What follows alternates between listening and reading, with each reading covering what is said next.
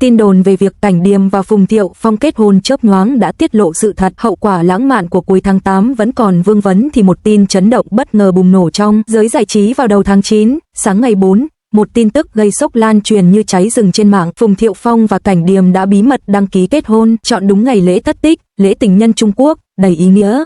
Tin tức này giống như một quả bom chìm, ngay lập tức khuấy động mặt hồ tưởng chừng như yên bình, tạo ra không chỉ những gợn sóng mà còn là một cơn sóng khổng lồ. Hai người tưởng chừng như không liên quan gì đến nhau lại bất ngờ bị gắn kết bởi những lời đồn đoán về cuộc hôn nhân của họ. Sự sốc và tính chất kỳ lạ của cặp đôi này giống như việc ghép hoa hồng một cách cưỡng ép lên một cây bách cổ thụ, hoặc đặt cạnh nhau một bức tranh thủy mặc truyền thống với một bức tranh sơn dầu táo bạo. Giữa họ có khoảng cách 10 năm tuổi tác, sự nghiệp diễn xuất của họ rẽ nhánh như hai đường thẳng song song, và trước đây họ miễn nhiễm với mọi scandal. Đặc biệt đối với những người ngoài cuộc, ký ức về Phong Thiếu Phong vẫn còn tươi mới từ những hình ảnh anh nắm tay bạn gái mới dạo bước. Vì vậy, hashtag Phong Thiếu Phong và Cảnh Điềm nhanh chóng leo lên top các tìm kiếm thịnh hành, thu hút vô số người xem với ánh mắt ngạc nhiên.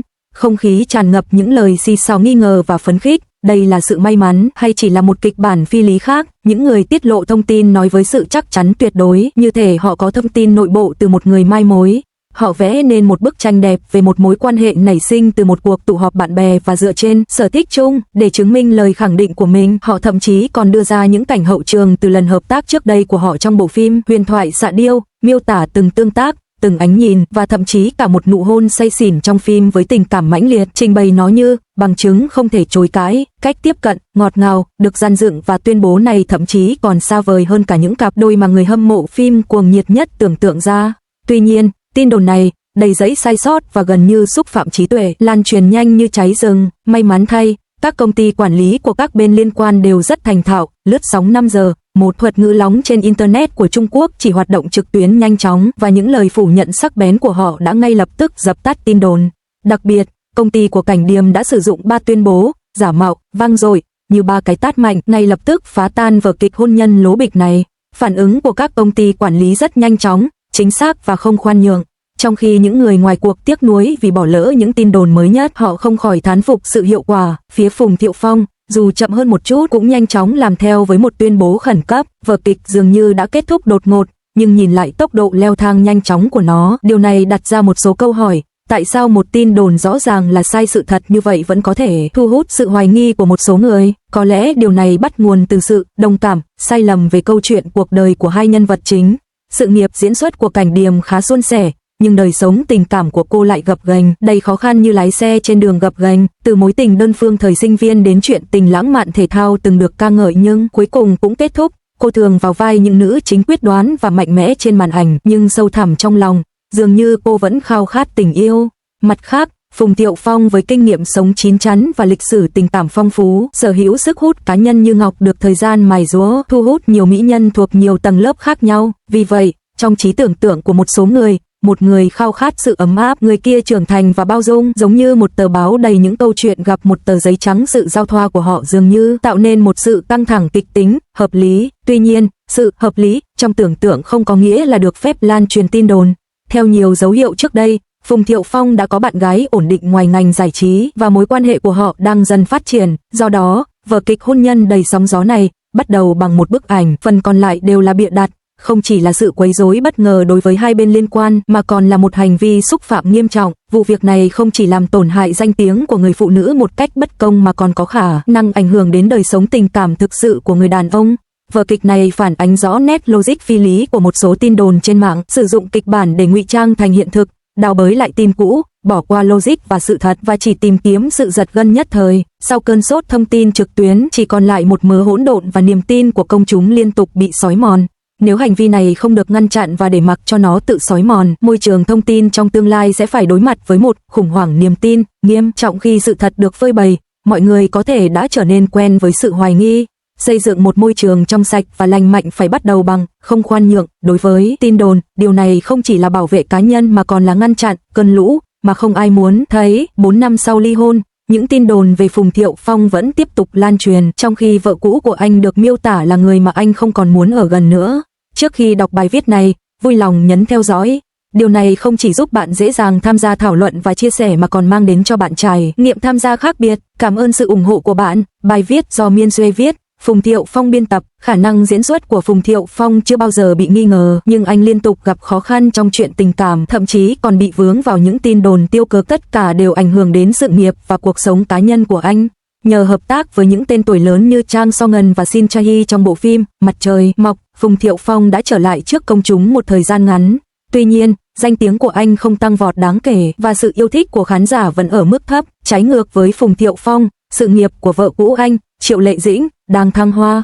Trong một cuộc thăm dò gần đây, cô ấy hoàn toàn trái ngược với Phùng Thiệu Phong, thể hiện sự vượt trội tuyệt đối so với chồng cũ. Diễn xuất của Triệu Lệ Dĩnh vượt trội hơn hẳn. Mới đây, một cuộc thăm dò ý kiến về nữ diễn viên có sức hút nhất năm 2025 đã được âm thầm diễn ra, với người hâm mộ của nhiều nữ diễn viên bình chọn cho thần tượng của họ trên các nền tảng mạng xã hội. Trong 3 ngày đầu tiên của cuộc thăm dò, Triệu Lệ Dĩnh dẫn đầu với khoảng cách khá lớn, hơn 500.000 phiếu bầu, vượt qua nhiều ngôi sao khác. Điều đáng chú ý là vị trí dẫn đầu của Triệu Lệ Dĩnh không phải là ngẫu nhiên. Gần đây, Dương Mịch và Trần Dơ Linh, những người cũng rất nổi tiếng, lần lượt xếp thứ 2 và thứ 3. Dương Mịch, một nghệ sĩ kỳ cựu trong ngành giải trí, và Trần Dơ Linh, một nữ diễn viên nổi tiếng nhờ bộ phim Sao tay trái sao, đều là những gương mặt quen thuộc. Sự nổi lên nhanh chóng của Triệu Lệ Dĩnh là minh chứng cho nhiều năm làm việc chăm chỉ của cô. Trong 2 năm qua, cô hầu như không có thời gian nghỉ ngơi, liên tục bận rộn với nhiều dự án khác nhau. Năm 2024, cô giành giải nữ diễn viên phụ xuất sắc nhất tại giải thưởng Bách Hoa nhờ diễn xuất nổi bật, và năm 2025, 2 bộ phim của cô đều thu về hơn 100 triệu nhân dân tệ tại phòng vé. Trong số đó, bộ phim Sao Hoa Hướng Dương Sao đánh dấu bước đột phá lớn trong sự nghiệp diễn xuất của Triệu Lệ Dĩnh. Cô vào vai một người mẹ thuộc tầng lớp lao động có tiền án tiền sự. Nhân vật này hoàn toàn khác biệt so với những vai diễn hào nhoáng trước đây của cô, và Triệu Lệ Dĩnh đã khắc họa sống động những khó khăn, gian khổ, tạo nên sự cộng hưởng cảm xúc mạnh mẽ. Chính sự đào sâu vào nhân vật và tập trung vào diễn xuất đã giúp cô đạt được thành công xứng đáng. Trái ngược với sự thăng tiến nhanh chóng của Triệu Lệ Dĩnh, diễn xuất của Phong Thiếu Phong lại có phần mờ nhạt. Mặc dù diễn xuất của anh trong phim Sao Mặt Trời Rực Rỡ Sao được công nhận, nhưng đánh giá về bộ phim không mấy nổi bật, và số phiếu bầu cho nam diễn viên có sức hút nhất lại thấp một cách đáng thất vọng, thậm chí còn thấp hơn cả Trương Tống Văn, người đóng chung với anh trong phim. Diễn xuất của Trương Tống Văn luôn được đánh giá cao, vậy rốt cuộc điều gì đã xảy ra với Phùng Thiệu Phong? Vấn đề không nằm ở khả năng diễn xuất của Phùng Thiệu Phong, vấn đề thực sự nằm ở đời sống tình cảm của anh. Phùng Thiệu Phong được nuôi dưỡng trong một gia đình giàu có ở thành phố Thượng Hải nhộn nhịp, được bao quanh bởi vô vàn trải nghiệm mới mẻ. Anh sớm bộc lộ niềm đam mê nghệ thuật, yêu thích kịch, vĩ cầm và diễn thuyết trước công chúng. 14 tuổi, anh đã có thể diễn thuyết trước hàng nghìn người và giành được nhiều giải thưởng. Không chỉ thành công trong lĩnh vực nghệ thuật, thành tích học tập của Phùng Thiệu Phong cũng rất xuất sắc. Anh theo học trường trung học hàng đầu và được tuyển thẳng vào Học viện Sân khấu Thượng Hải sau khi vượt qua kỳ thi tuyển sinh. Trong khi sự nghiệp có vẻ suôn sẻ, sau khi tốt nghiệp đại học, sự nghiệp của anh không lập tức khởi sắc. Mặc dù duy trì điểm số xuất sắc trong suốt những năm học, nhưng khi bước vào thị trường lao động, anh, giống như hầu hết các diễn viên khác, phải đối mặt với tình trạng thiếu cơ hội diễn xuất. Từ năm 2001 đến năm 2007, Phùng Thiệu Phong có rất ít vai diễn. Mãi đến năm 2008, anh mới thu hút được sự chú ý đáng kể với vai diễn trong bộ phim truyền hình Sao Hoa Nữ Thần Sao. Điều này dần mở ra sự nghiệp diễn xuất của anh, cho phép anh đảm nhận nhiều vai chính. Năm 2011, Phùng Thiệu Phong vào vai Bát Hoàng tử trong bộ phim truyền hình Sao Cung Điện Sao, nổi tiếng ngay lập tức với nhân vật ngây thơ nhưng đầy uy quyền, nhanh chóng gia tăng độ nổi tiếng của anh, đặc biệt là nhờ diễn xuất xuất sắc trong các bộ phim cổ trang. Sau đó, Phùng Thiệu Phong vào vai Tương Vũ, vua nước Tây Sở, trong bộ phim Sao Bữa Tiệc Ly Sao, giành được nhiều giải thưởng và đề cử, và dần đạt đến đỉnh cao sự nghiệp. Năm 2012, anh được hãng Hoa Y Brothers ký hợp đồng, và các bộ phim Sao Gia Sơn 2, Sao Thái Cực Quyền Sao, và Sao Thái Cực Quyền 2 Sao đều đạt được thành công đáng kể về doanh thu phòng vé. Cũng trong năm đó, Phùng Thiệu Phong gặp nữ diễn viên Nini và họ chính thức công khai mối quan hệ vào tháng 5.